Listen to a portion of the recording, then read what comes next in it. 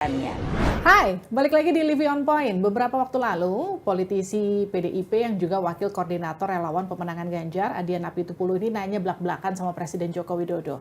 Pak Jokowi, kemana sih sebetulnya suara dari Pak Jokowi itu berlabuh? Kenapa kemudian ini jadi pertanyaan yang penting? Karena kan memang sempat muncul desas-desus yang juga menyebarkan bahwa Pak Jokowi ini sebenarnya suaranya nggak firm ke Ganjar, tapi juga pecah ke Pak Prabowo. Ini kan kalau kita lihat dari Projo yang memang sudah condong ke arah Pak Prabowo sebenarnya, bukan ke arah Pak Ganjar. Tapi kemudian yang jadi pertanyaan lagi, kenapa ini harus ditanyakan sama Bang Adian? Apakah memang Bang Adian juga ragu sebetulnya Pak Jokowi itu suaranya firm ke Pak Ganjar?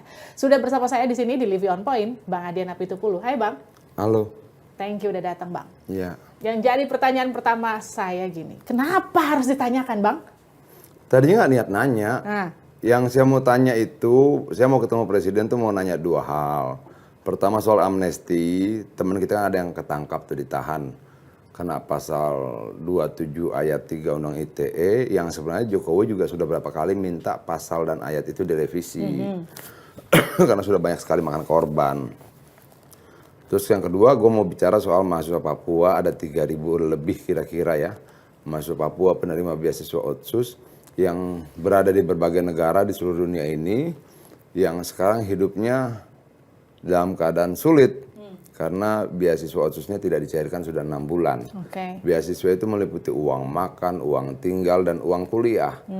Nah tadinya gue cuma pengen bicara 3 hal itu, tapi kan momen gue dengan Presiden kan cukup lama ya.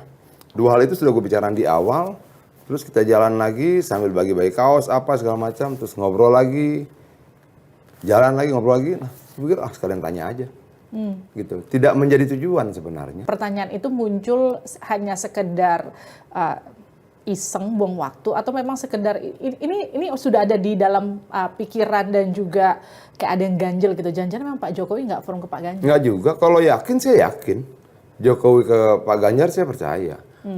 Sekian banyak peristiwa itu kan, peristiwanya kan sudah terjadi berkali-kali yang menunjukkan dia sangat berpihak pada Pak Ganjar ya.